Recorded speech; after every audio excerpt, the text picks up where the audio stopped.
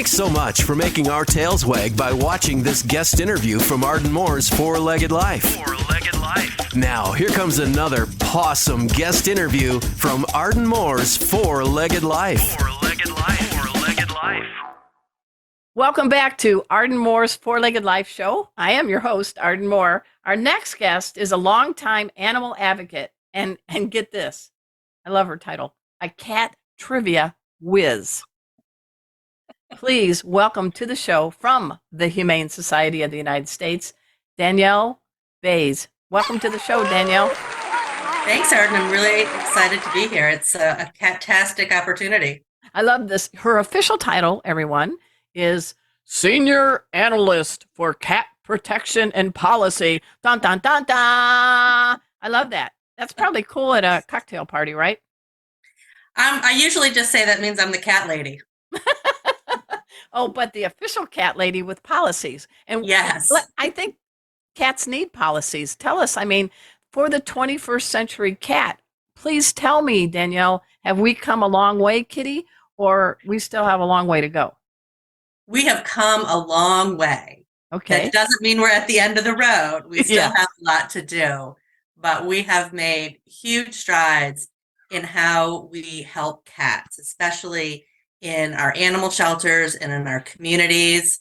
It really wasn't that long ago when the standard policy was for our animal shelters, the agencies that we've entrusted with helping animals. The best thing that they could do was to catch these, the cats that live outside, what we used to call feral or stray or alley cats. And the best option they had was to euthanize them. There weren't any other options. No. That's not the standard anymore. People love the cats that live in the community, and they want them to get spayed or neutered and to get vaccinated and come back and live in their communities. And cats do a community good. I know I'm kind of paraphrasing the milk ad, but I don't mean to. Well, cats like milk too. But why are community cats? I got to tell you, don't know me, but Baxter is a cat that lived on the streets for 10 years in my neighborhood in Dallas. I moved here, and Baxter now is part of our family. He's a black and white tuxedo. He was about 11 and a half. He's like, I'm living large. I'm indoors. I love it. But he somehow, a sweet, not a bossy pants cat, survived 10 years on the streets with people like ourselves feeding, and we did get him trapped and ear tipped and all that stuff. But they do a community good, don't they? They do, and in many ways. And I've seen a lot of these well cared for community cats live much longer than 10 years. The ones I had at my house, they've all passed away now, but they were in their teens, well into their mid-teens.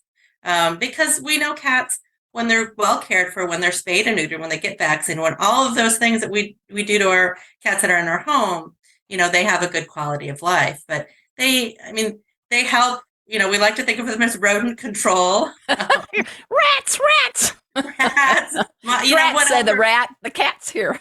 Yeah, some of the big rats are a challenge, and there are a lot of other factors that lead to, rat management, but the cats can really help with that. I hear from my neighbors that we don't have enough cats outside anymore because we spayed and neutered them, that now we have a bunch of rats. Can we get more? Well, and you have a passion for helping cats, but you also have the brain power behind it. So humbly, tell us, you've got a bachelor's and a master's from two of the best schools in the country that have amazing veterinary schools. Years ago, I was actually the editor of Catnip magazine through Tufts University, and I did a lot of writing for the Cornell publication Catwatch, which I just spilled. I just said your two colleges, sorry. But tell us about your degrees. Why did you pursue this and get a master's? I mean, this is fascinating. Yeah, I was as a kid, like so many other people, I loved animals. And so everyone told me, well, you love animals, you're smart, you should be a veterinarian. That's the only career That was the only gig, right? Only gig in town. And I'm from New York State, and in New York State, Cornell University is not just, an Ivy League institution. It's also our land grant institution. It is our ag school. Oh, so I didn't know that. Okay. It is, the motto is we grow the ivy. Oh, I never So knew I that. went Take there that, with Princeton. intention of like going to vet school, and later made the decision that I didn't really want to. I wanted to be a vet. I just didn't want to go to vet school, which is a problem. But Yeah. Yeah, then I a learned that little there were problem. so many other ways you can help animals, Good, good. and getting into advocacy. So when I was working for another nonprofit group, doing an internship, learning about all the other ways that people can have careers with animals. And I learned of this brand new graduate program at Tufts in animals and public policy. And I was like, well, this is for me, right? Yeah. And what does that mean? Because I do think that it was a game changer, and it has now for the last 15 years or so. Yeah, a lot of times we don't really think about how our laws impact animals. Oh, good. Okay. And it's not just like the big federal laws that may protect, like the Animal Welfare Act that may protect, have regulations for animals, say in research, but even just animals in our communities, say, leash laws, what establishing local animal shelters, municipal animal shelters. When it comes to cats, are your cats allowed to roam outdoors or not? Um, can people do trap, neuter, return programs to help those So it cats? varies by states and municipalities? A lot of the laws, especially that impact cats, are local. Really? They're local. And that's where it's so important for people to get involved. There are communities that have bans against feeding cats outdoors. Are you kidding me? Wait a minute. Are you kidding me? I am not kidding you. Are you Um, seriously? Why? a lot of times It seems like it's a lack of knowledge, it maybe. is. It's a misunderstanding, and this idea that, well, if people just stopped feeding the cats, they wouldn't be there.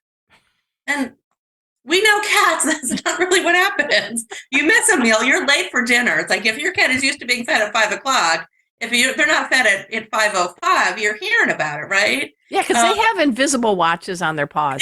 they do. They do. They have all the technology. So they know, like, so it's not really the solution. And it usually causes other problems. Either cats are going through the trash, or in reality, because people in general are kind, they're not going to not feed the cat. They're Yeah. just going to then do it like undercover and go and dump a bunch of food out and then run away so no one catches them. And that causes more of a nuisance. Like now there's a whole bunch of food out, more than the cat can eat. But if communities realize that if we do this all above ground, Yeah. if we're if it's legit, we can feed the cats, we can monitor them, we can make sure they're all spayed and neutered and everyone's healthy. If there's a problem with the neighbors, we can mitigate it. We can fix it. Like, Yeah. if you don't like the cat in your yard, well, that's like discourage him from going there and encourage him to stay in my house. There are things we can do.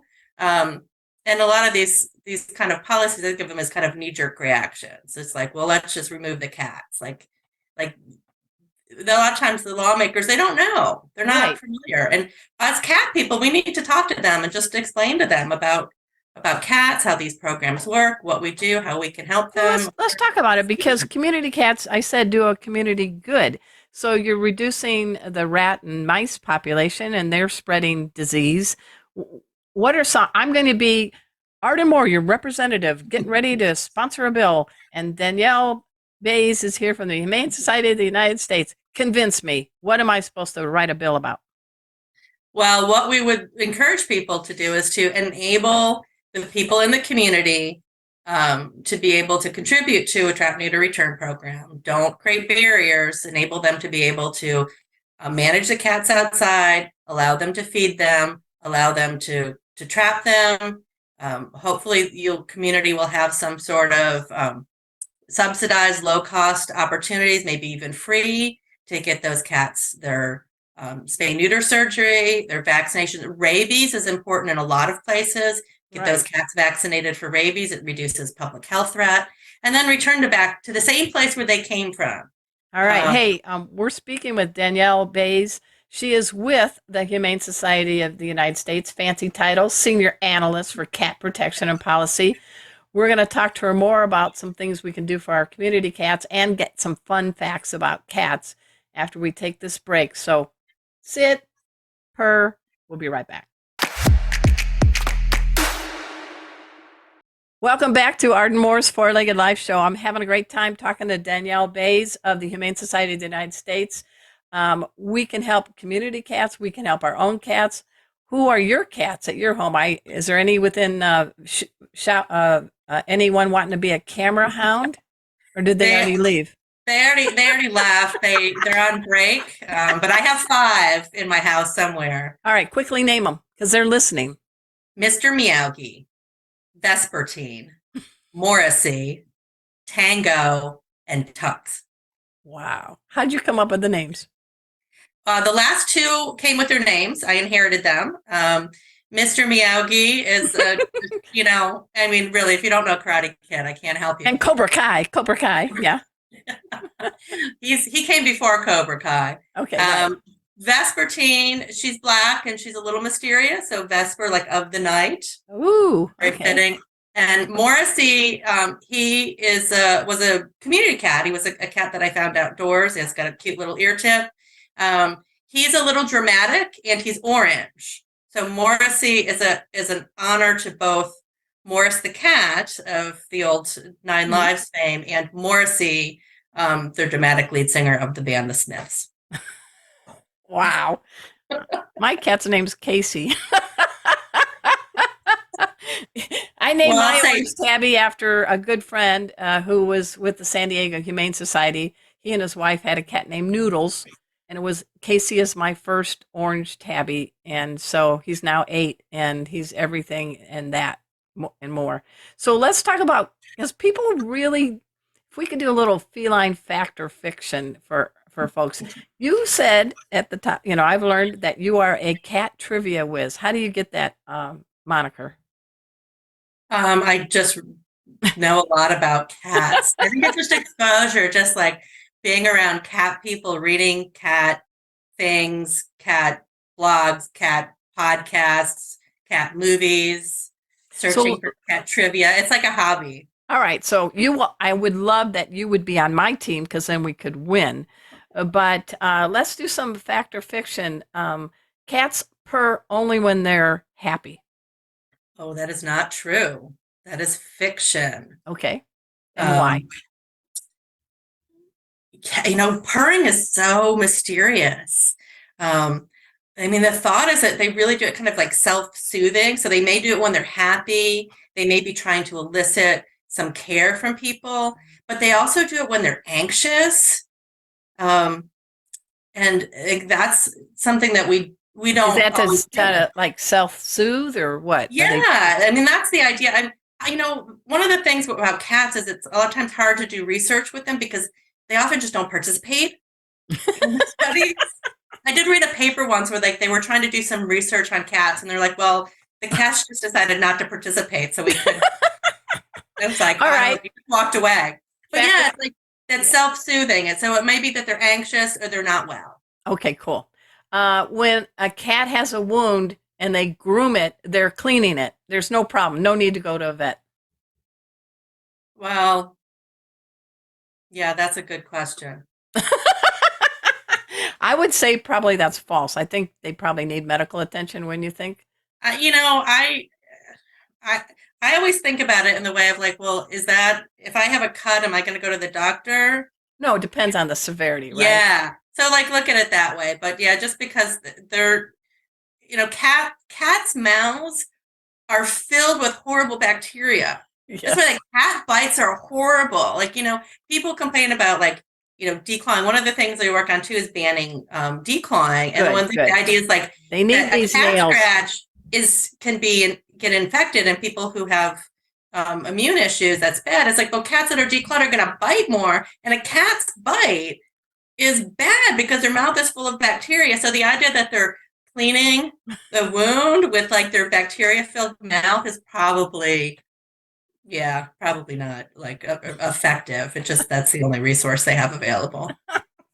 How do cats? Well, here's a question.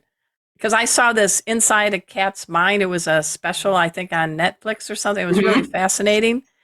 And I know that cats make a pole vaulter look kind of so-so. But true or false, a cat can jump the height of a giraffe. I would say that's true. It is. I mean, can you tell me what is in their legs that make them boing? Springs. Springs? Yeah. Yeah. It's one of those fascinating things. And it really shows like how cats are different from people and dogs. It's like, we have these cats that are, my age and, the equivalent years, and I mean, like, I'm like creaking and they're like leaping over a giraffe. It's like, that is our dream, is to be like as agile as they are. Can you imagine? Because you see sometimes a running back in football, and there's a guy getting ready to tackle him, and the running back, who's built like a fire hydrant of muscles, leaps over the guy who's going to tackle him. I'm imagining if there was feline football, can you imagine some of the plays cats could do? They have a little catnip mouse in their mouth and they're going to the end zone. I don't know where I'm coming up with this, but maybe I've smelled some catnip here. But what do you think about cats as football players? They would be awesome. Cat agility is a thing. Yeah, there you go. I've actually seen cat agility. I had to see it to believe it. Again, it's one of those things that cats don't always participate in. But when we think about right now, that's actually what happened. But like we think about like the cats being that agile, and it's like we need to give cats that stuff in our house to be able to jump up on things. And, right. They don't jump up on the counter if you don't want that. We'll give them something else that they can jump up on, and exactly create that with the term catification in your house. Yeah, we've had Kate Benjamin on our show. She and Jackson Galaxy have come up with that catification, because indoor cats need to be enriched, don't you think? Yes, we have so many great cat people out there. No, then we do. All right, here's another one. True or false? Cats don't have any sweet tooth receptors. Oh, yeah, that's true. And I wish I didn't have a sweet tooth receptor. But why do you think that is? That's crazy. Probably because they didn't evolve in a place with a lot of sugarcane fields or candy bars. Or candy live bars. Next to the malt shop. I mean, like cats are carnivores. They're obligate carnivores. So like their main diet is, their prey, and then like whatever vegetable material might be in their stomach. So there's probably not, a lot of sweets, sugar content in a little mouse. All right. I don't know if you know this one, but who hears better? People, dogs, or cats? Oh, I want to go with cats. It is. Ding, ding, ding, ding, ding. They hear at a higher pitch than dogs do, which is why they know the mouse is in the house. And dogs get all the credit for hearing and things like that. But, most cats are like, no, I don't sign up for hearing therapy assistant pet animal training. We'll let the dog do it. But I know what you're saying. Dogs can actually smell better than cats. Did you know that? Yes. Okay. So, yes. Yeah. So they got the nose and the cats have the ears. Mm-hmm. Yeah. I mean, cats, we often discount some of their abilities. And I think it's oftentimes because they're less extroverted in their response to things. As I always think about, like, when a dog shows you they love you, they're all like excited and up, and cats do the slow blink. Yeah, that's true. That's true. Before we leave, we got about a minute left, Danielle. What are a couple things cats have done to make you a better human? They, just the love they give, the curiosity, the inspiration to explore the world and appreciate small things. Just the excitement a cat can have about a leaf. Well, I get pretty excited about a leaf too. So I learned that from my cat Casey. Yeah, I think that's great. But also, they inspire me every day to help others and to help other people who are trying to help cats. I love that. be better and how do. can people find out more? Because you're with the Humane Society of the United States. It's a pretty big organization, but tell us about how we can zero in more to get some great information to better the lives of cats and dogs. We have a great website for folks who are in the animal professional field or advocates or want to do more. It's our humanepro.org website. Humanepro.org. Okay. And you can go there and you can search by species and find cats, and you'll get all sorts of information on building community cat programs, helping ban declawing, cat behavior solutions, and how to help shelters and people and cats. I love it. Thank you very much for being on the show. You survived my bad puns.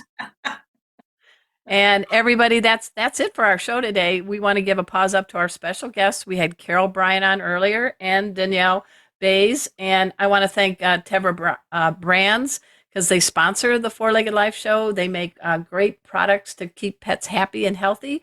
If you go to tevrapet.com, that's TEVRA pet.com, enter Arden23 at checkout, and you're going to get a special treat for you and your pet. Hey, I also thank all you pet pals for tuning in and all you stations airing our show from coast to coast. And subscribe to my YouTube. It's easy. Just go to Arden Moore on YouTube and you'll see hundreds of videos that I have. And until next time, this is Arden Moore saying to all you 2, 3, and 4-leggers out there, paws up.